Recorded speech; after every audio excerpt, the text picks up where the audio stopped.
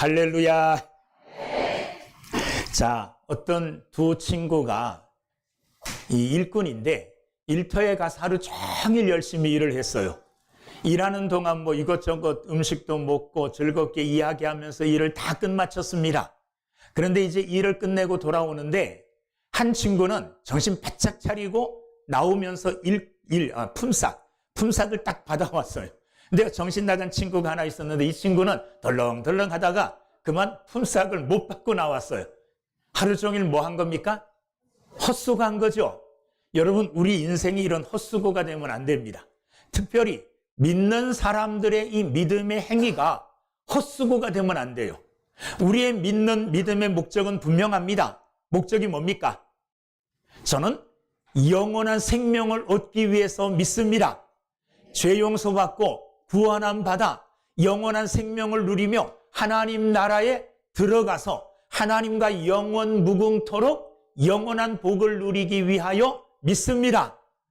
그런데 많은 사람들이 거기까지 가기를 바라지 않고 살아가는 사람들도 있는 것 같아요. 오늘 본문 말씀이 우리에게 그런 교훈을 주는 말씀입니다. 오늘 본문 말씀을 보면 제가 실수할 수도 있어요. 그래서 미리 말씀을 드리는데 사실은 그 전에 성경에는 문둥병이라고 나왔죠. 근데 이제 그런 말을 잘 안 쓰고 뭐라고 말합니까? 나병 환자라고 씁니다. 제가 설교하는 중에 옛 습관대로 문둥병이라고 혹시 할 수도 있어요.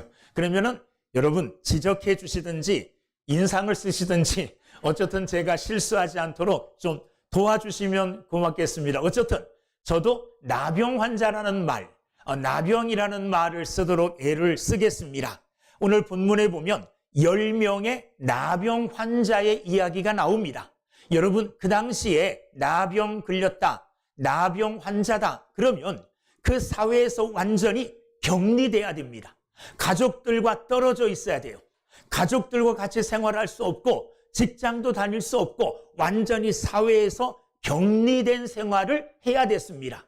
그리고 그는 사회적으로 아무리 높은 권세를 가지고 권력을 가지고 돈이 많을지라도 이 나병에 걸리게 되면 쫓겨나게 돼 있습니다. 추방당하여 성문 밖에서 그들끼리 생활해야 됩니다. 심지어 가장 마음 아픈 것은 나병에 걸리게 되면 모든 사람들이 저는 하나님의 저주를 받았다 이렇게 생각해요. 나병이라는 것 자체가 하나님의 저주의 병이라고 생각하고 있었기 때문에 나병에 걸렸다 이렇게 되면 하나님께 버림받았다 이런 영적인 고통까지도 그들은 겪어야 됐습니다. 나병 걸렸다는 것, 이것은 엄청난 비참한 삶의 결과를 초래하는 그런 병입니다. 자, 10명의 나병 환자들이 이런 절망과 이런 비참한 삶을 살고 있었습니다. 자, 그런데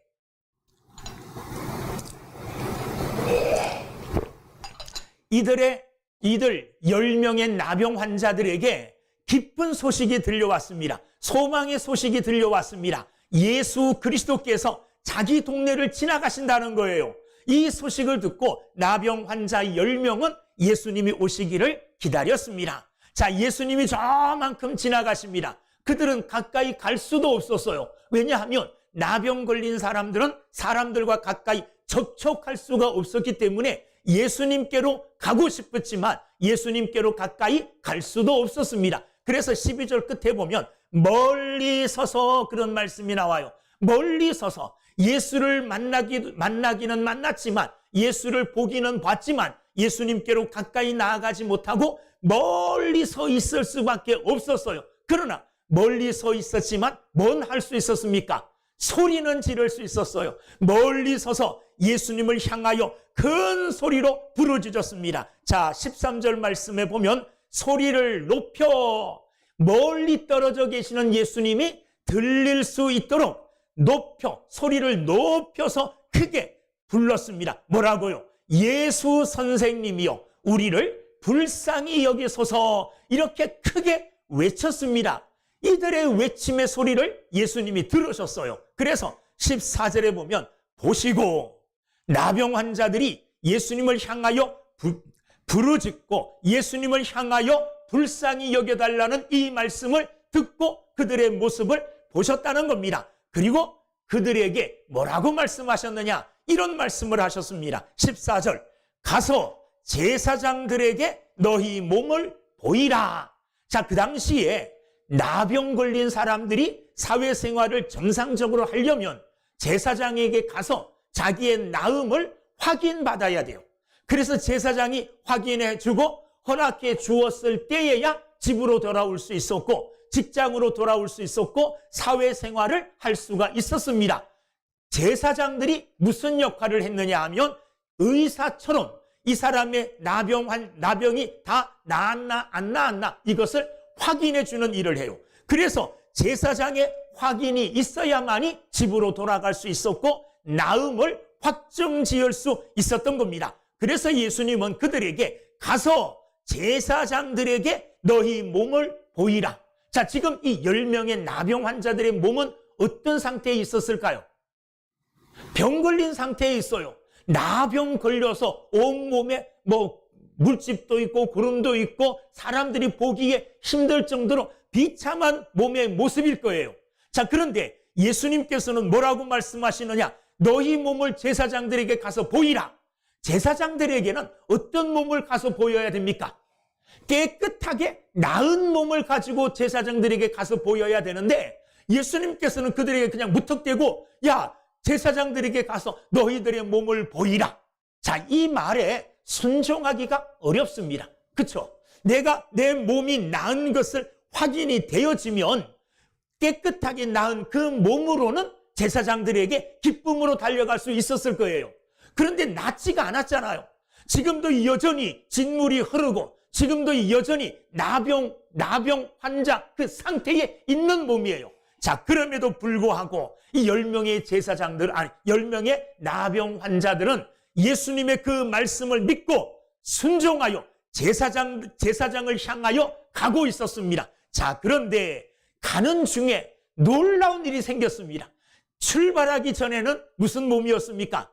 나병 환자의 몸이었어요. 그런데 14절 뒤에 보면 그들이 가다가 뭐 입었어요?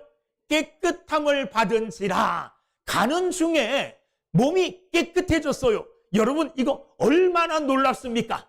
나병 이 질병 때문에 가족들과 떨어져 있었고 성 밖에서 외로이 쓸쓸하게 정말 절망 가운데 살아가던 그들에게 하나님의 은혜로 말미암아 놀라운 축복이 임하여 나병이 낫게 된 겁니다. 깨끗하게 된 것입니다. 할렐루야죠. 할렐루야예요. 자, 그러자 제사장들에게로 가던 그들 중에 한 사람이 15절에 보면 그 중에 한 사람이 10사람 다 자기들이 낳은 것을 안 거예요. 그런데 이 한 사람만이 9명이 행동한 거와 달리 행동했다는 겁니다. 자, 그 중에 한 사람이 자기가 낳은 것을 보고 큰 소리로 하나님께 영광을 돌리며 돌아와 예수의 발 아래에 엎드려 감사하니 그는 사마리아 사람이라. 자, 10명이 가는 중에 10명이 똑같이 나병의 질병에서 깨끗함을 받았어요. 그 중에 한 사람인 사마리아 사람은 여기 이름도 없어요. 그냥 사마리아 사람으로 칭하고 있어요. 이 사마리아는 이는 자기가 낳은 것에 깜짝 놀랐습니다. 그리고 가장 먼저 한 게 뭐냐 하면 누구 때문에 낳게 된 것입니까?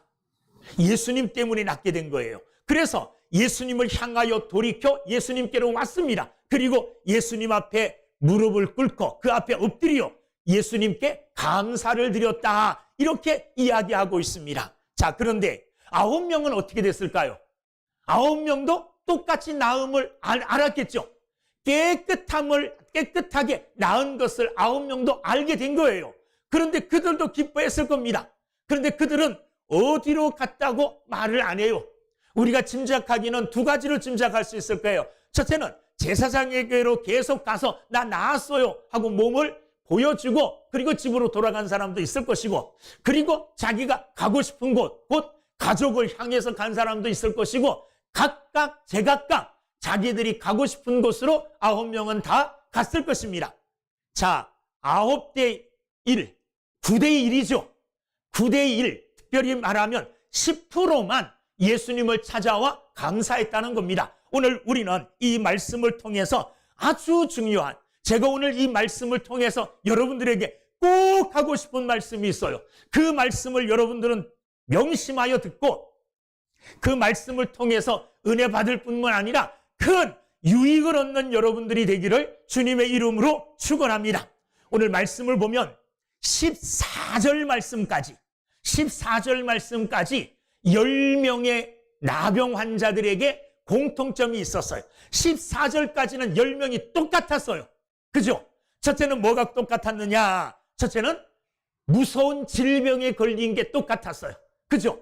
그리고 10명 모두가 절망적인 삶을 살았어요.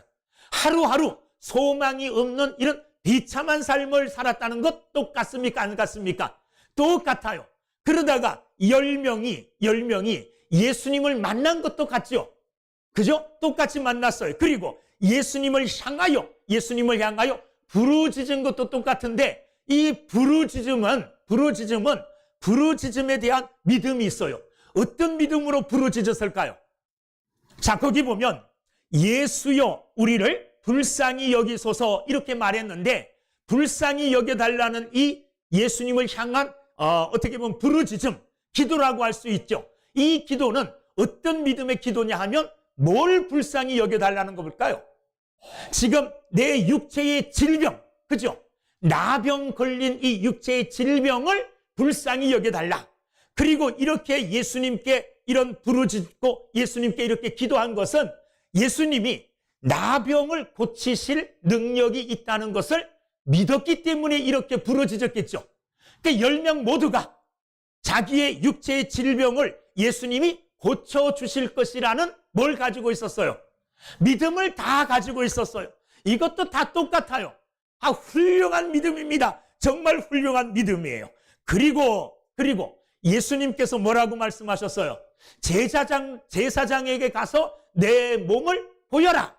그때 이 10명 모두가 그 중에 한 사람이 나는 제사장에게 지금 못 가겠어. 왜? 내 몸이 지금 이렇게 병 걸렸는데 이렇게 지저분하고 이렇게 더러운데 어떻게 제사장한테 가서 깨끗하게 나았다고 말할 수 있겠어? 하고 안 가려고 하는 사람들 있었어요? 없었어요? 없었어요. 10명 똑같이 예수님이 말씀하시니 할렐루야, 예수님이 말씀하시니 그대로 될 줄로 믿고 순종했어요. 이 순종이 참 귀한 순종이에요. 사실 순종하기 어려운 겁니다. 순종하기 어려운 거예요. 여러분, 예수님께서 요한복음 2장에 보면 가나 혼인잔치에 포도주가 떨어졌죠. 포도주가 떨어졌을 때에 예수님께서는 일하는 하인들에게 항아리에 물을 채우라 그랬어요. 자, 하인들이 물을 떠다가 항아리에 채웠어요. 하인들은 그 항아리에 뭐가 담겨 있는지 알아요, 몰라요? 알죠. 내가 갖다 부었으니까 물을 부은 거예요. 근데 조금 있다가 예수님께서는 뭐라 그러느냐 하면 항아리에 있는 그 물을 떠다가 연회장에게 갖다 주어라. 잔치에 모인 사람들에게 이 물을 마시도록 갖다 주어라. 여러분, 물을 붓고 그 분 물을 포도주인 척하고 갖다 주기가 쉽습니까? 어렵습니까? 어렵습니다. 어려워요. 그런데 그 물을 갖다 떠다 주었더니 연회장, 그 잔치를 책임지고 있던 연회장이 그 물의 맛을 보고 깜짝 놀랐어요. 이건 물이 아니에요. 뭐예요? 포도주예요, 포도주. 그런데 그 포도주는 처음에 내왔던 포도주보다 훨씬 맛있는 포도주였어요. 이렇게 막 칭찬을 합니다. 신랑을 불러다가. 물을 하인들이 떠다 부었고 그것을 그대로 떠다 준다는 것, 이것도 보통 믿음이 아니에요. 오늘 이 10명의 나병 환자들도 보통 믿음이 아닙니다. 자기 몸, 고름이 질질 흐르고 물이 막 질질 흐르고 있는 그 몸, 이 비참한 이 상처된 이 몸을 가지고 그대로 제사장들에게 간다는 것 보통 믿음이 아니에요. 그런데 순종했어요, 안 했어요? 순종했다는 겁니다. 할렐루야. 이게 믿음이에요. 순종의 믿음이에요. 자, 이 순종했을 때에 10명의 나병 환자들이 모두가 깨끗하게 되었어요. 그렇죠? 한 사람도 안 됐다 이런 말 안 하잖아요. 모두가 나음을 입었습니다. 여기까지는 10명이 똑같다는 거예요. 여기까지.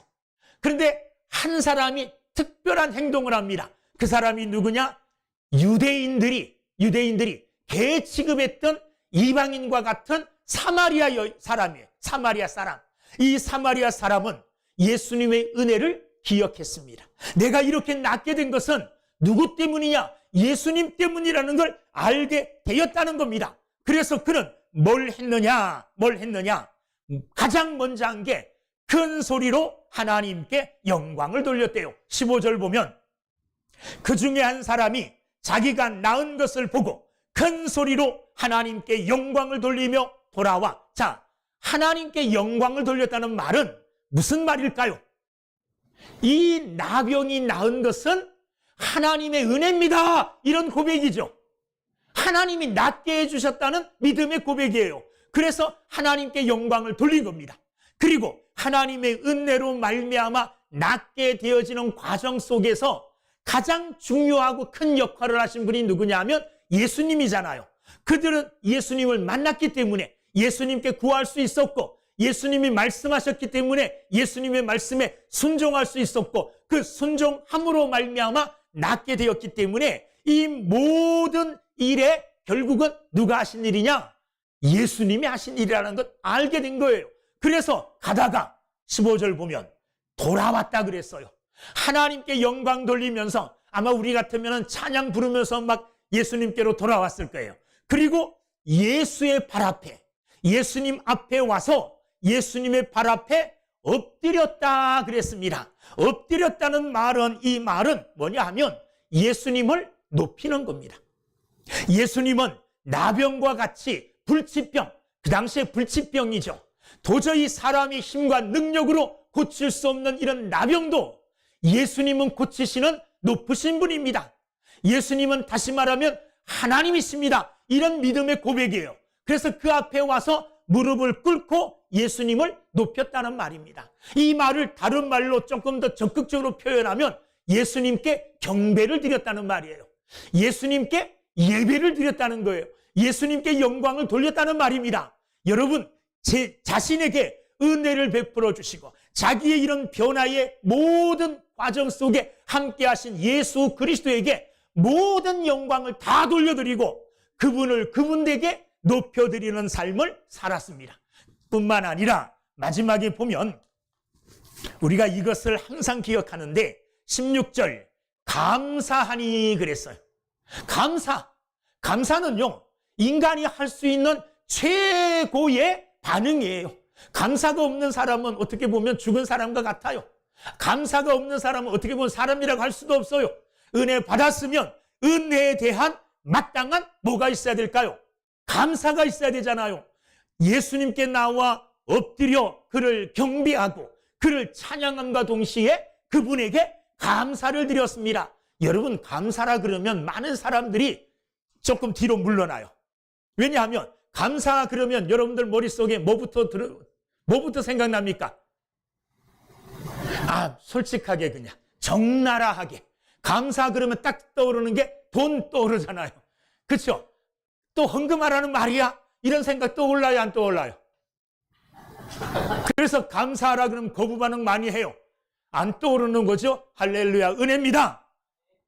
그게 감사가 전부가 아니에요. 예물 드리고 정말 헌금하고 감사의 마음을 전혀 안 갖고 있으면 그건 감사가 아니에요. 비록 물질은 못 드려도 마음으로 진정으로 이 일을 하신 분이 주님이십니다. 내게 구원의 은혜를 베풀어 주신 분이 하나님이십니다. 예수님이십니다. 이런 마음을 가지고 그분에게 높여드리는 것, 이게 또 감사의 행위예요. 어떻게 보면 우리가 오늘 나와 예배하는 이 자체도 하나님 앞에 감사드리는 감사의 행위일 수 있어요. 화목제 같은 거, 이 감사제거든요. 감사해서 드리는, 하나님께 드리는 제사예요. 예배도 하나님 앞에 너무너무 감사해서 기쁨으로 하나님께 드리는 거잖아요. 자, 오늘 생각해 봅시다. 이 나병 낳은 사마리아 사람은 나병 상태로 있었어요. 몇 년 있었는지는 모르겠어요. 아마 수년 동안 나병을 앓으면서 성 밖에서 외로이 이렇게 지냈을 줄도 몰라요. 그 예수님 앞에 나왔을 때는 다 떨어진 옷에 그냥 상상해 보면 그래요, 그렇죠? 그리고 도덕도덕 뭐 이렇게 상처에 이런 것 진액이 나와서 이 딱딱해진 이런 옷들, 그리고 몸에서는 진물이 나오고 뭐 이렇게 험한 모습이잖아요. 이런 모습으로 예수님 앞에 찾아 나왔어요. 제사장을 향하여 가다가 병고침을 받았어요. 여러분, 그가 가진 게 뭐 있었을까요? 돈보따리 가지고 있었을까요? 아무것도 없을 것 같아요. 그죠? 그런데 아무것도 없는 상태에서도 예수님이 기뻐하실 만한 감사를 드렸어요. 무슨 말씀인지 아시겠어요? 우리가 감사의 형태는 다양해요. 여러 가지로 정말 중심으로 하나님 앞에 감사드리고 예수님께 감사드리는 이런 믿음의 삶을 사는 여러분들이 다 되기를 주님의 이름으로 축원합니다. 자, 이렇게 감사하며 나온 사마리아인을 향하여 또 그 옆에 있는 아마 제자들을 들으라고 한 말일 줄도 몰라요. 예수님은 같은 내용의 질문을 3가지 하십니다. 자, 보세요. 17절. 10사람이 다 깨끗함을 받지 아니하였느냐?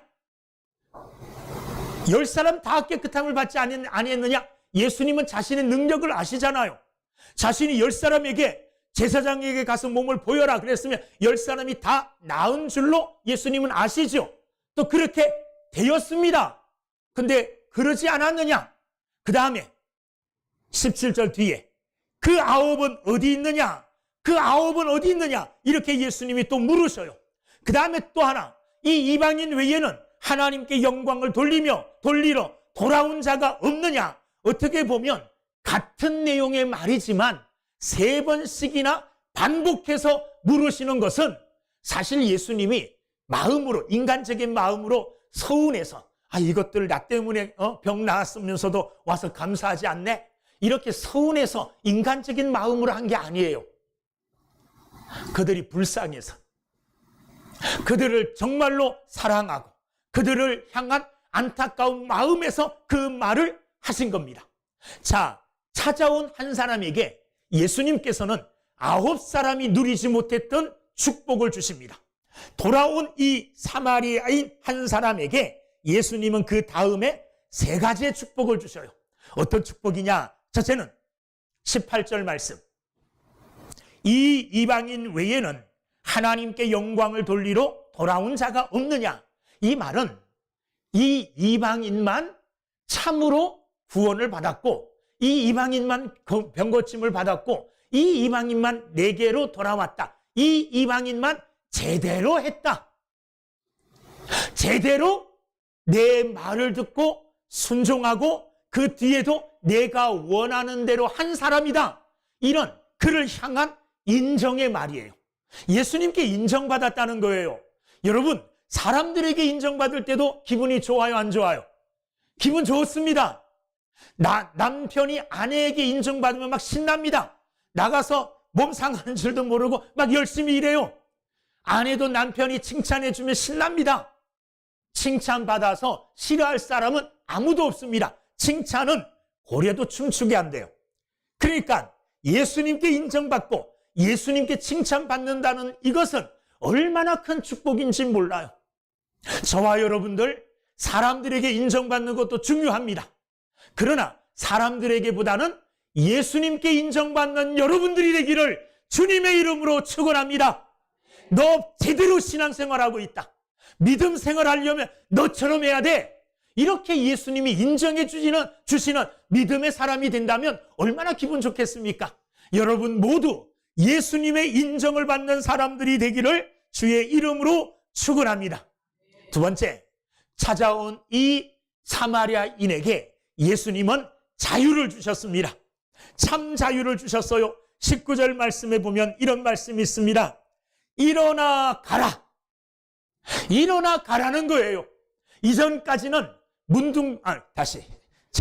나병 때문에 이전까지는 가고 싶은 대로 못 갔어요. 그죠? 이제는 나았잖아요. 이제 가라. 첫 번째 어디 가야 됩니까?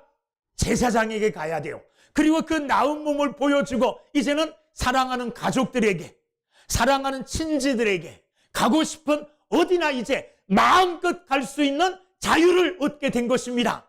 예수님께서는 그에게 마음의 평안과 참 자유를 허락하여 주신 줄로 믿습니다. 이제 너를 구속할 아무것도 없다. 이제 일어나 가라.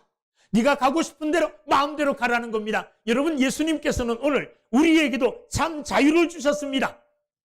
우리 또한 자유인 같았지만 자유인이 아닌 사람들이었어요. 뭐의 종로를 타고 있었습니까? 죽음의 종로를 타고 있었고 죄의 종로를 타고 있었어요. 그런데 예수님은 십자가에서 우리 대신 죽으심으로 말미암아 우리에게 죄 용서함을 주심과 동시에 죽음으로부터도 자유함을 주셨어요.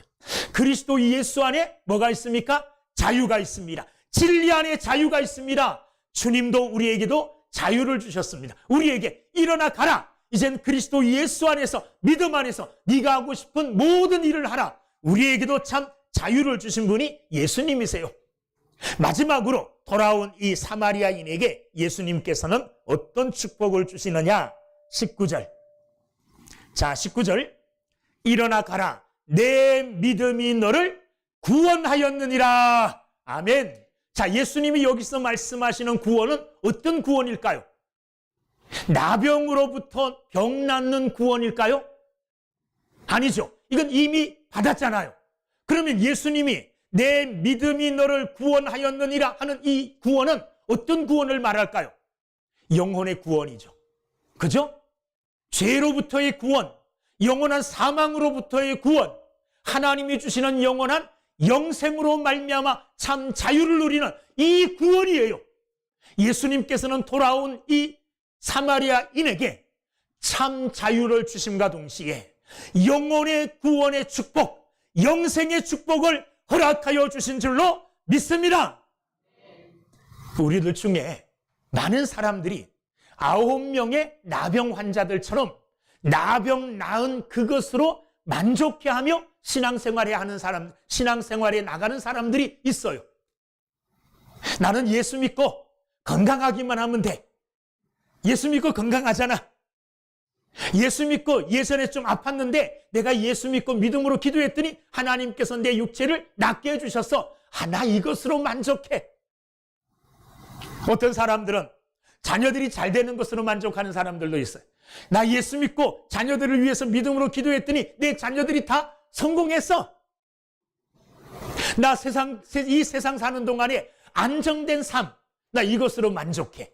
내가 예수 믿고 그리고 교회 생활, 신앙생활 열심히 하고 기도하고 그랬더니 난 마음의 평안도 있고 나 집도 있고 남편도 건강하고 자녀들도 건강하고 내 생활은, 내 삶은 정말로 안정돼 있어.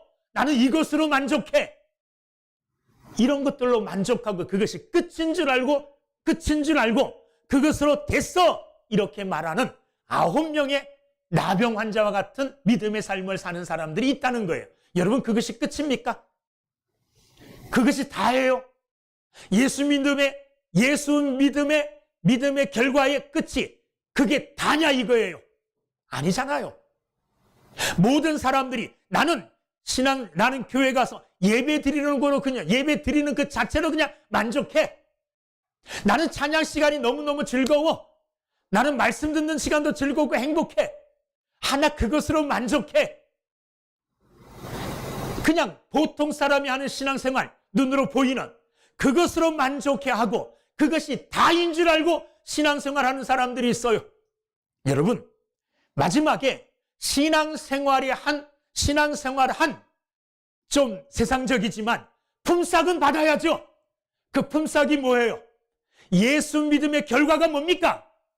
우리 영혼의 구원 아니에요. 예수 믿고 이 땅에서만 잘 살고 이 땅에서만 근심 걱정 없이 그냥 안전하게 사는 그것으로 만족하고 난 끝이야. 그러면 예수 믿음의 진정한 결과, 예수 믿음의 진정한 열매, 영혼의 구원, 하나님 나라에 입성하여 저 영원한 하나님 나라에서 누릴 영원한 축복을 못 누린다면 진짜 얻어야 될 것을 우리는 못 얻고 있는 어리석은 사람과 같아요. 그게 끝이 아닙니다. 9명의 나병 환자들이 생각한 거를 이 나병에서 고침만 받으면 소원이 없겠어. 나는 그것으로 진짜로 죽어도 괜찮아. 이렇게 마음의 소원을 가지고 그거 고쳤어요. 그것으로 만족하고 다 돌아갔어요. 그게 끝이에요. 그 이상은 없어요. 그러나 돌아와 하나님께 영광을 돌리며 예수님 앞에 무릎을 꿇고 예수님을 높이며 예수님을 찬양하며 하나님 예수님께 감사했던 그 사마리아인은 다른 사람들이 얻지 못했던 영혼의 구원, 영원한 생명을 누리게 되었다는 겁니다. 얼마나 큰 축복입니까? 저와 여러분들은요, 조그만 것으로 만족하지 말고 진짜 예수 믿음의 큰 열매, 영혼의 구원, 영생의 축복을 바라고 소망하고 그것을 얻기를 간절하게 힘쓰는 삶을 사는 믿음의 사람들이 다 되기를 주님의 이름으로 축원합니다. 기도하겠습니다.